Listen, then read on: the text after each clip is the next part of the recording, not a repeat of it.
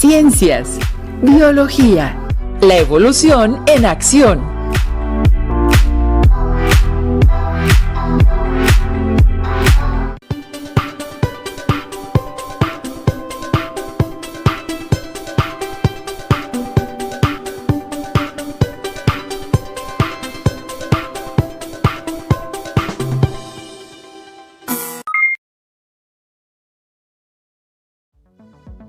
Bienvenidos jóvenes alumnas y alumnos de primer grado de secundaria a esta nueva sesión de Ciencias Biología. Nos da mucho gusto volvernos a encontrar, en esta ocasión con el tema La evolución en acción. Estaremos con ustedes la profesora Ana Gabriela Martínez y la profesora María de los Ángeles Monroy. Hoy finalizaremos el aprendizaje esperado. Reconoce que el conocimiento de los seres vivos se actualiza con base en las explicaciones de Darwin acerca del cambio de los seres vivos en el tiempo. Y para ello, centraremos la sesión en el propósito recapitular los contenidos de este aprendizaje revisados en sesiones anteriores. Así que vamos a divertirnos con los temas vistos, pero ahora con una nueva visión. Ahora los invitamos a reflexionar acerca de cómo a partir de las explicaciones asociadas a la evolución de las especies propuestas por Darwin y Wallace en el siglo XIX, la biología ha avanzado a pasos agigantados en el conocimiento de los seres vivos en el planeta y ha permitido el desarrollo de nuevas ramas científicas para su estudio. Es importante que tengan listo su cuaderno, libro de texto y estuche completo. Y no olviden encontrar nuevas palabras para integrar a su abecedario biológico. La sesión de hoy la trabajaremos utilizando una ruleta y los términos incluidos en su abecedario biológico. Para iniciar, giraremos la ruleta y al parar se seleccionará un término o un personaje, el cual utilizaremos para recapitular lo que se ha aprendido y establecer relaciones con temas de la vida cotidiana. ¿Listos? La flecha de la ruleta apunta en Lamarck. Partamos con recordar a este peculiar personaje que dio pauta al fabuloso tema de la evolución. Ya nos permitimos hacer el bosquejo de un organizador gráfico. Vamos a completarlo con los datos más relevantes. Lamarck formuló la primera teoría de la evolución. En 1809 publicó el libro Filosofía zoológica y Sistema de animales invertebrados, en el que expuso su teoría evolucionista. Opinaba que las modificaciones en los seres vivos se han dado como resultado del uso o desuso de determinado órgano. Formuló la teoría de la evolución, la herencia de caracteres adquiridos. A principios del siglo XX se revisaron sus ideas y se le comenzó a reconocer como un gran naturalista y pensador avanzado para su época. Hoy en día sabemos que el uso o desuso de un órgano no es heredable. La ciencia tiene esa característica. Los argumentos científicos pueden y deben ponerse a prueba. Si no resisten las pruebas, son falsos. Y si no pueden ponerse a prueba, no son científicos. Giremos nuevamente la ruleta y veamos ahora qué nos indica o a quién vamos a recordar. Muy bien, la flecha apunta a Darwin y Wallace. Es necesario que veamos brevemente cómo Wallace también tuvo un papel muy importante en la publicación de la teoría de la evolución por selección natural. Pero atención, no fueron los únicos que contribuyeron a la construcción de esta teoría. Los invitamos a leer más sobre ellos y quienes más participaron. Por lo pronto, recordemos las hazañas de Darwin. Realizó un viaje como naturalista alrededor del mundo en el barco llamado Beagle.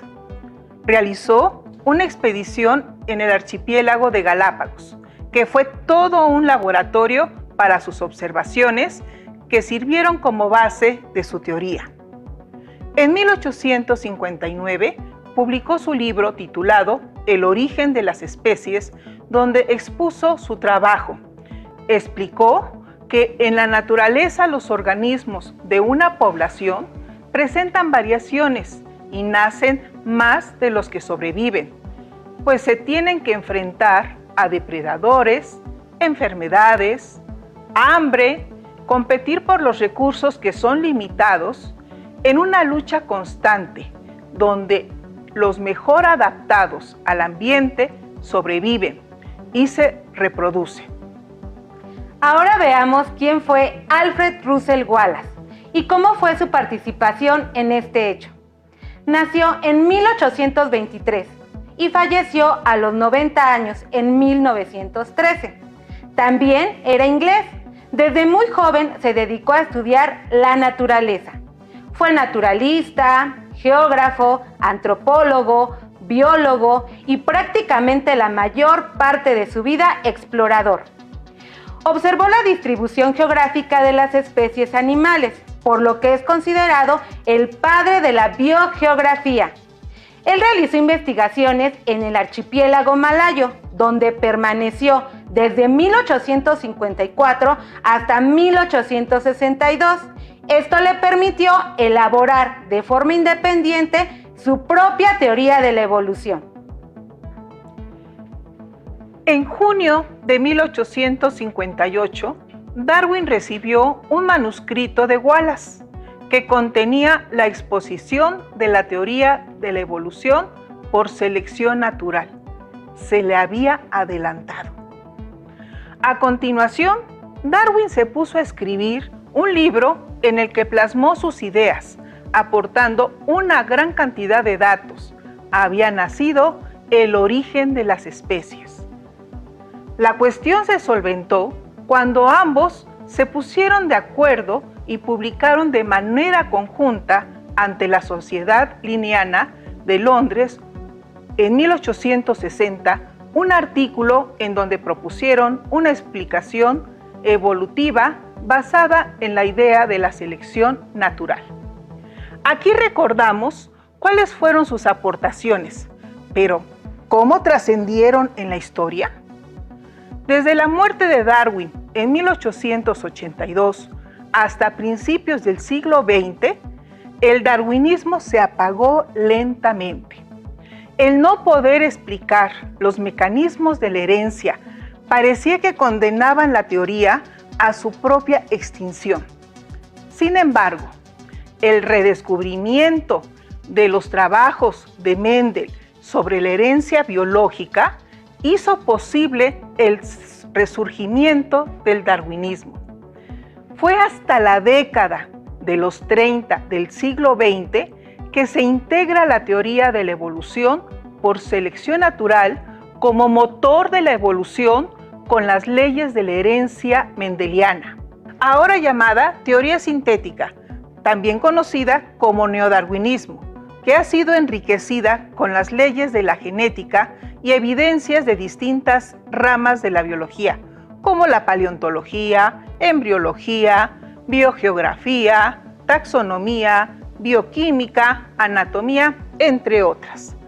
A más de 150 años después de su propuesta, la teoría de Darwin se ha convertido en el gran pilar de las ciencias de la vida. Giremos la ruleta nuevamente, a ver a dónde nos lleva. Fósiles, qué extraordinario. ¿Por qué son importantes? Por varias razones. Nos sirven para dar testimonio de la existencia de algunos seres vivos que habitaron nuestro planeta hace millones de años. Nos permite conocer su morfología, distribución y modos de vida. Ayudan a comprender las variaciones climáticas y sus efectos en la flora y la fauna. Aportan información sobre especies ya extintas y su relación con las actuales. Y nos proporcionan información sobre periodos concretos de la historia de la Tierra y su formación. Además, recordemos que es una de las pruebas que sirven como base para la formulación de las teorías evolutivas. Ahora que ya saben por qué son importantes los fósiles y para poner en acción los conocimientos que ya adquirieron sobre ellos, vamos a seguir divirtiéndonos buscando fósiles en un paraje, a ver qué tan hábiles son para encontrarlos. Observen con atención. Solo tendrán 10 segundos para identificar algunos ejemplos y deberán recordar a qué tipo de fosilización corresponden. Comienza la cuenta regresiva. 10, 9, 8, 7, 6, 5, 4, 3, 2, 1. Terminó el tiempo. Veamos los resultados. A color se observa mejor, ¿verdad? Seguro vieron que se trata de un fósil que tuvo un proceso de mineralización o permineralización, otro de impresión y un tercero de conservación en ámbar. ¡Qué buen ojo! Bien, continuemos, giremos la ruleta. ¿A dónde iremos a parar ahora? ¡Oh! Variabilidad. ¿Qué es y qué tiene que ver con la evolución? Vamos a informarnos. La variabilidad es el conjunto de variaciones en el material genético de una población o especie. ¿Se acuerdan que Darwin nos decía que los individuos presentan variaciones o diferencias, pues están muy relacionados? En una población, por ejemplo, la de la especie humana, fácilmente podemos detectar nuestras variaciones en estatura, color de cabello, estructura ósea y demás. Sin embargo, todos nos parecemos, pues pertenecemos a la misma especie. De manera que los individuos de la misma especie nunca son idénticos entre sí, porque entre ellos hay variabilidad biológica, que es producto de la modificación genética, por lo que incluso dos hermanos son diferentes. Veamos un ejemplo.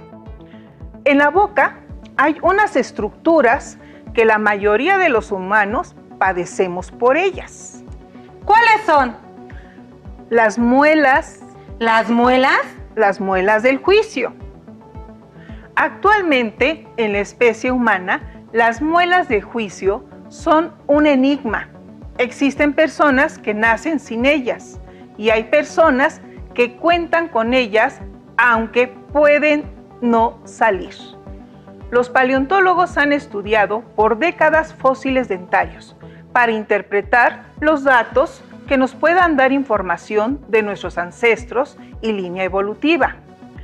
Actualmente, la hipótesis más aceptada dice que existía una gran variabilidad en la forma en que evolucionaron los dientes, incluyendo las muelas del juicio, en nuestros ancestros. Sin embargo, existe otra hipótesis de la que recién se están obteniendo resultados, en donde se ven diferencias entre los Australopithecus y especies de nuestro género Homo. Los estudios confirman que los molares, incluidas las muelas de juicio, proporcionan información que hacen que se pueda predecir el tamaño de dichos dientes por la denominada cascada inhibitoria, que dice que el tamaño de un diente afecta las dimensiones del que le sigue y parece que hay un cambio específico en los dientes cerca del origen de la especie del género Homo, que probablemente se relacione con los cambios en la dieta blanda que tiene desde que cocina sus alimentos. El volumen y tamaño de estos dientes ha disminuido considerablemente desde los Australopithecus hasta el Homo sapiens actual. Como pueden observar en la imagen, la mandíbula es cada vez menos prominente. Parece que es la falta de espacio la fuente de los problemas que pueden ocasionar los terceros molares. Entre los más frecuentes están las infecciones, caries, abscesos o posición incorrecta que daña al diente contiguo. Ojo, si las muelas del juicio erupcionan, sin problema, cumplen su función, triturar y moler para facilitar la digestión de los alimentos. Hay muchos casos en los que las muelas del juicio no erupcionan y ahí aparecen los problemas. Interesante, ¿cierto? Un caso más donde observamos a la ciencia en constante construcción. Los invitamos a investigar más acerca del tema. Giremos nuevamente la ruleta. ¿Qué nos señala ahora? Excelente, bacteria Escherichia coli. Esto también es un aspecto novedoso. Para ustedes, no obstante, será muy interesante porque a través de ella podremos explicar cómo interviene la adaptación, selección natural y la evolución. Empecemos. Escuchen con atención el siguiente caso. Es importante que estén muy atentos porque más adelante se realizarán algunas preguntas que deberán contestar. Carmen llevó a su hija Mariana al médico con fuertes dolores abdominales, náuseas, fiebre y diarrea. El doctor la cuestionó sobre la alimentación de su hija y Carmen comentó que evitan consumir alimentos en lugares públicos y que es muy cuidadosa al momento de elaborar los alimentos diarios. Durante la consulta, el médico preguntó sobre las actividades de Mariana. Carmen contestó que la lleva a clases de regularización y a natación y que en ninguno de esos lugares consume alimentos. Una vez terminada la consulta, el médico recomendó hacer un estudio en el que le detectó la presencia de la bacteria Escherichia coli. Con base en los resultados, el médico recetó un antibiótico, un analgésico y electrolitos orales. Ahora yo les hablaré de la bacteria que le detectaron a Mariana. ¿Recuerdan los superpinzones y las tortugas? Pues aquí les presentamos a la superbacteria Escherichia coli. Más en confianza, la E. coli. Es una bacteria que habita en el intestino de la mayoría de los mamíferos sanos, entre ellos nosotros, los seres humanos. Forman parte de los microorganismos que habitan en nuestros intestinos y nos ayudan en la absorción de nutrientes. Existen varias cepas o colonias de bacterias y gran parte de ellas son inofensivas. Inclusive, la mayoría de las personas que contraen una infección por E. coli no desarrollan problemas graves y se recuperan por sí solas, sin necesidad de tratamientos.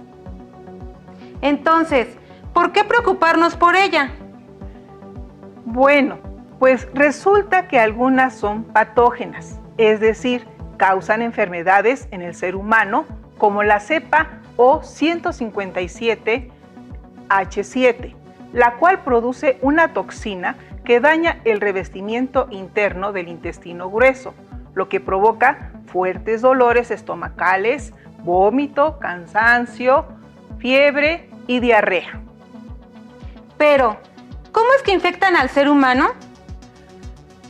Por comer alimentos contaminados, carne poco cocida, frutas y verduras mal lavadas, bebidas no pasteurizadas, agua contaminada, y se puede transmitir de persona a persona. Afortunadamente, existen medicamentos para combatir infecciones bacterianas. Los antibióticos son una maravilla. Han permitido combatir infecciones que antes eran peligrosas y mortales. Hoy son fáciles de tratar. Entonces, ¿cuál es el problema? ¿Y qué tiene que ver la adaptación, la selección y la evolución en este caso? El problema surge porque cada día las bacterias que causan infecciones toman terreno frente a los antibióticos y estos se vuelven menos eficaces o inútiles. ¿Por qué sucede esto? Por el proceso de evolución al que están sometidas las bacterias. Les explico. Las bacterias se han adaptado a la intervención de los antibióticos y predominan las que tienen resistencia. El proceso de desarrollo de la resistencia a los antibióticos es un proceso evolutivo normal de los microorganismos, pero se acelera con la intervención del ser humano. Al existir un uso inapropiado de ellos, es decir, cuando una persona que tiene infección por alguna bacteria interrumpe el tratamiento al sentirse bien o no toma la dosis recetada. Otra causa se debe al uso excesivo de antibióticos, por ejemplo, en la agricultura y ganadería, que se suministra a los organismos de los que nos alimentamos. Así que, por favor, no se automediquen y si el médico les receta un antibiótico, sigan el tratamiento indicado. La acción antibiótica es una presión ambiental que genera en las bacterias mutaciones al azar y serán ventajosas para aquellas que a pesar de su acción logren sobrevivir, reproducirse, heredando este rasgo. El resultado será una generación de bacterias resistentes a la presión del antibiótico. Para comprender mejor el tema, les explicaré con el siguiente modelo. El recuadro que ven en pantalla está dividido en 4 espacios, cada uno con diferentes condiciones. Imaginen que el recuadro es un recipiente conocido como caja de Petri, con un caldo nutritivo que le permitirá a las bacterias alimentarse y reproducirse. Los espacios contienen antibiótico en distinta concentración, representado con el color amarillo. Recuerden que este evita que las bacterias sobrevivan. El primer espacio no tiene antibiótico y colocamos una pequeña cantidad de bacterias de una colonia, representadas con colores azul, verde y naranja, que indican la variabilidad que existe entre ellas. Al tener las condiciones adecuadas, estas se reproducen fácilmente. Al terminarse el alimento, se desplazan al segundo espacio, pero ahora tienen un inconveniente: el antibiótico en baja cantidad, que impide su crecimiento. Algunas, como vemos, no sobreviven, las de color verde y naranja. Sin embargo, observen lo que sucede en algunas bacterias. Presentaron mutaciones, que es un cambio brusco en su material genético, en este caso las de color azul con el punto amarillo, que representa esa mutación, lo que les permite sobrevivir pese a la exposición al antibiótico. ¡Qué interesante, maestra Gabriela! Aquí vemos cómo la teoría de Darwin se enriquece con los conocimientos de la genética que él desconocía en su época y ahora nos permite explicar que en la evolución no solo interviene la selección natural, sino también las mutaciones, entre otros factores. Cuando traten temas asociados a la genética, profundizarán en contenidos relativos a mutaciones y a material genético. Bien, maestra Ángeles, continuemos con nuestro modelo de las superbacterias. La generación siguiente comenzó a desplazarse a la tercera zona con mayor concentración de antibiótico y se repite el proceso. Varias bacterias mueren, pero otras ya son más resistentes y otras, como vemos, vuelven a mutar. Una vez que se desplazan a la última zona, podemos observar que hay gran concentración de antibiótico y a pesar de eso, algunas bacterias logran sobrevivir y reproducirse, porque tienen mutaciones con mayor tolerancia al antibiótico, que se representa con el cambio de color del punto amarillo a rojo. Y listo, tenemos superbacterias con alta resistencia a los antibióticos. Este antibiótico ya no es efectivo para estas superbacterias. Entonces los científicos investigan nuevas sustancias que las puedan eliminar. Aquí vemos una lucha por la sobrevivencia entre los humanos y las bacterias. Esperamos que haya quedado claro. Ahora regresemos al caso de Carmen y Mariana y con base en la explicación respondan las siguientes preguntas. Maestra Gabriela, ¿me apoyas con las formulaciones, por favor? Claro que sí, maestra, con mucho gusto. Si Carmen y Mariana se alimentan en casa, ¿dónde contrajo la bacteria? Nadando, ya que la bacteria está presente en el agua contaminada por desechos humanos, como es el caso de la mayoría de las albercas. Si es normal y saludable que la bacteria E. coli se encuentre en nuestro organismo, ¿por qué Mariana se enfermó? Porque algunas colonias de la bacteria Escherichia coli mutan y se vuelven patógenas, generando infecciones en el ser humano. ¿Por qué algunos antibióticos no son eficaces contra algunas bacterias? Porque las bacterias, en este caso la E. coli, crean resistencia a los antibióticos derivado de un proceso de evolución. ¿Qué debe hacer Mariana para evitar contagiarse nuevamente? Verificar que las albercas que se visiten tengan las medidas sanitarias adecuadas. Lavarse las manos antes de comer y después de ir al baño. Evitar comer en lugares donde se dude de la limpieza en el tratamiento de los alimentos. Consumir agua potable y evitar el consumo de carne cruda o poco cocida. Prosigamos con nuestro tema. A girar ruleta. Alto. Quedó en selección artificial. Ese también es un término nuevo, ¿verdad? Sí, y lo pueden agregar a su abecedario biológico. La selección artificial se denomina así porque no se da de manera natural en el ambiente, sino que interviene el ser humano.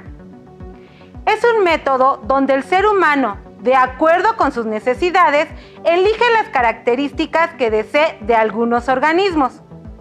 Les hablaremos de un ejemplo de selección artificial muy común, la domesticación del perro. Se cree que el perro fue el primer animal en ser domesticado. Se ha investigado sobre su origen y parece tener un antepasado común en el pequeño lobo del sudeste asiático. Para que la domesticación fuese posible, el hombre se encargó de seleccionar aquellos lobos que fueron sumisos ante él, y así sucesivamente con sus crías, hasta llegar a la gran variedad de perros de la actualidad. El perro actual conserva algunas características de sus parientes, como defender su territorio marcando algunos sitios o enterrando alimentos u objetos, ya que ellos entierran a sus presas muertas para asegurar su alimento. Todas las razas de perros, a pesar de la variedad, pertenecen a la misma especie, Canis familiaris. ¿Han escuchado que el mejor amigo del hombre es el perro? Seguramente debe ser así, porque son utilizados con diferentes fines. Cuidan rebaños, ayudan en la cacería, cuidan viviendas, realizan tareas de rescate, apoyan a personas con debilidad visual y dan compañía, entre otros aspectos. ¿Tienen alguno en casa? Algunos rasgos que el ser humano ha utilizado a favor con respecto al perro son: visión.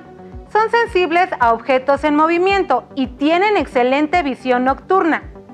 Por ello, algunas personas los utilizan para cazar. Oído. Tienen un grado de movilidad de las orejas que les permite determinar rápidamente el origen de un sonido. Los detectan a una distancia 4 veces mayor que nosotros. Tienen colmillos para desgarrar carne cruda. Por esta característica, son utilizados para la caza. Olfato.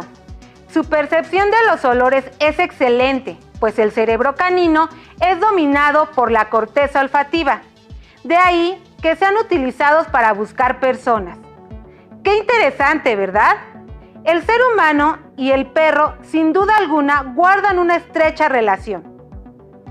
Pero el humano también ha intervenido en la selección artificial de otros organismos, como por ejemplo las frutas, verduras, cereales y otros animales. Ahora, con respecto al tema adaptarse para sobrevivir, recordemos la importancia de los tipos de adaptaciones en la evolución con la participación del doctor Ricardo Noguera Solano, profesor de evolución en la Facultad de Ciencias. Resumiendo, todas las características adaptativas, morfológicas, fisiológicas y conductuales son resultado del proceso evolutivo. En la siguiente diapositiva puedes ver ejemplos concretos de cada una de ellas. La flechita señala las espinas de las cactáceas, que en la mayoría les sirven como defensa ante los depredadores. Ahí también puedes ver otra característica adaptativa de las plantas, la cutícula gruesa, que le permite soportar o vivir en un ambiente donde el agua escasea. Las características fisiológicas, la flechita señala la fotosíntesis, que es un proceso fisiológico de las plantas, que la función que desarrolla la fotosíntesis es captar la luz luminosa del sol, transformarla en energía química y esta energía química a su vez transformarse en carbohidratos. Los carbohidratos son los elementos básicos que nos dan energía, que mantienen el movimiento de la vida.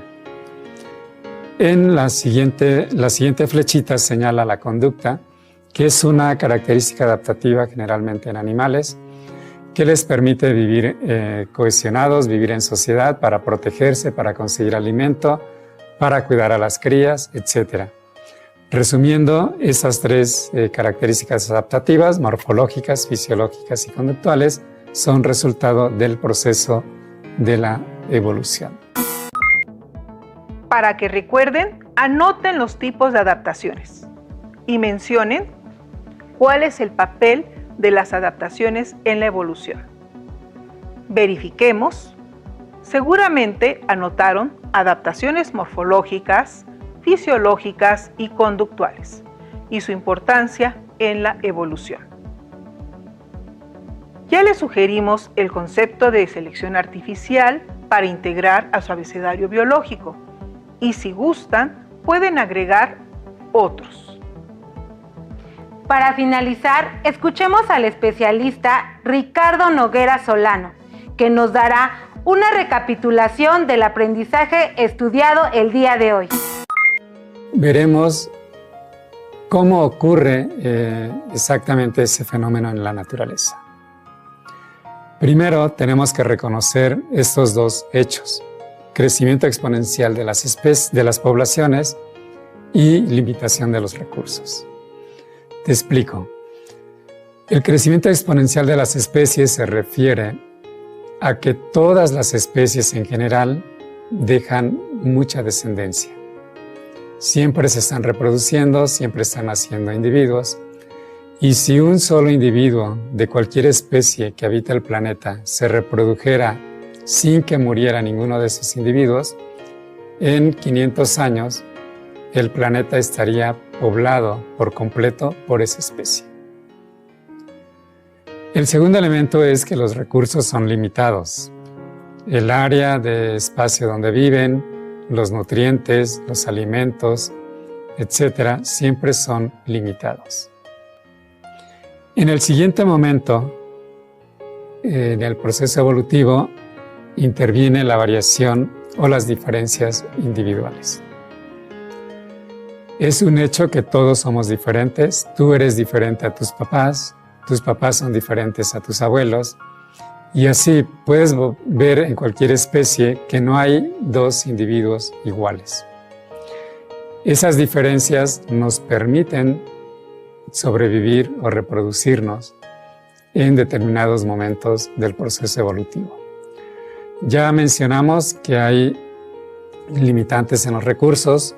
Cuando eso ocurre, se da otro evento importante que es la competencia. Algunos organismos, debido a sus características, sobrevivirán, otros no podrán hacerlo. Los que sobrevivan dejarán descendencia y su descendencia tendrá las características que le permitieron sobrevivir.